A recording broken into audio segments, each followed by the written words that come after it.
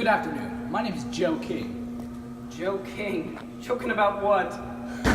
Leave! Today, on Science is Real, we will be discussing human impact on habitat destruction, injury of animals, and how to become aware. Here we have disaster specialist Hans Schleifenheimer, but prefers to be called... Nancy McGee! I told you to leave! My segment's next!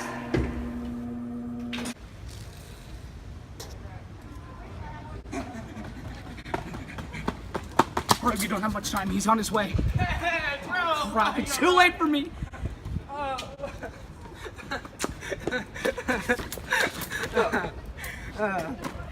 This is my segment now! I used to be the star of this show! Today. Sir!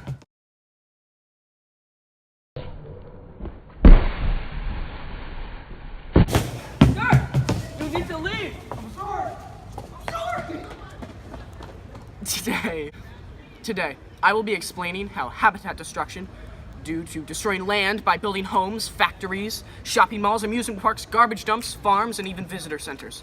For example, farmers spray pesticides. That's great and all, but our viewers Bugs, need something rabbits, easy to and understand, other like how to animals make for me to- slime. That's not my specialty! Better make it your specialty, or you can forget your dreams about being socially accepted. Well, it wouldn't make a difference anyway. You want just leave. Leave. Don't let the book hit you on the way out. What the hell? Global warming? So global warming, right? That's something below average people can understand. It's like there's a huge war between every scientist ever about whether it's real or not. I mean, I don't even think he wants me to succeed. He said he put a script in here, but it's Spanish work. I feel like I'm being set up to fail. I think someone's targeting me.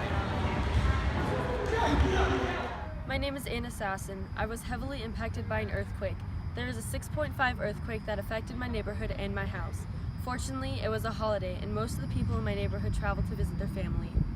I'm so sorry. How did it affect your neighborhood?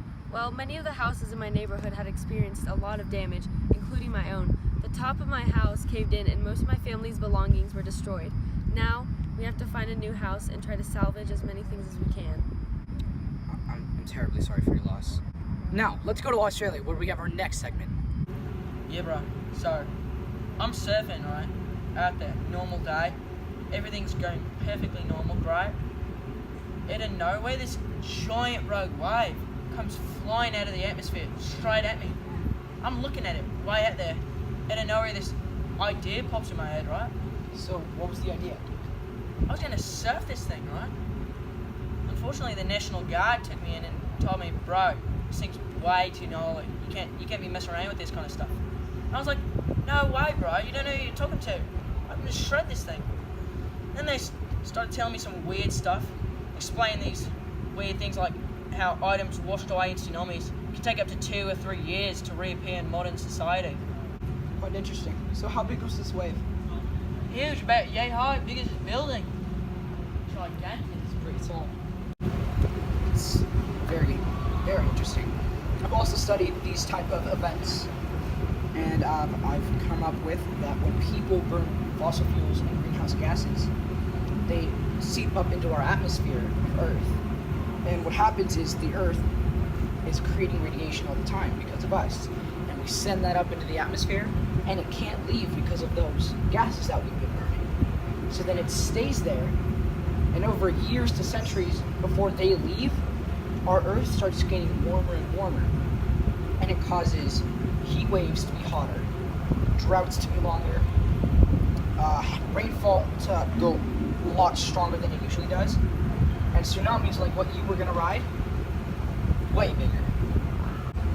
So, Mr. McGee, do you have anything else for us today? Mr. McGee. What do you want? I'm playing Doodle God. I'm gonna make a fish. I'm done. I'm gonna show yourself. That's twice!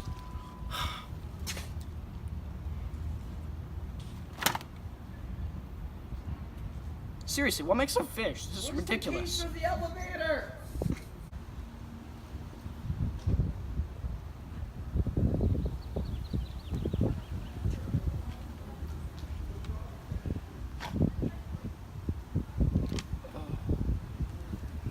fish.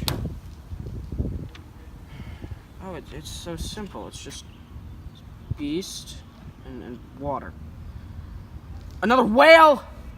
God, I have a million whales. I don't need this.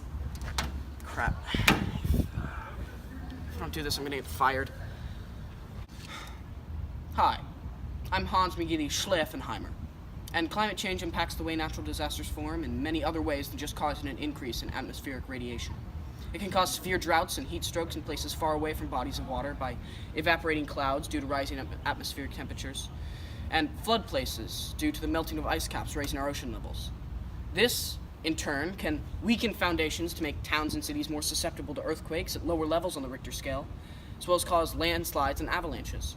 The higher heat levels even dry out plants from lack of rainfall and can be an indirect cause of forest fires.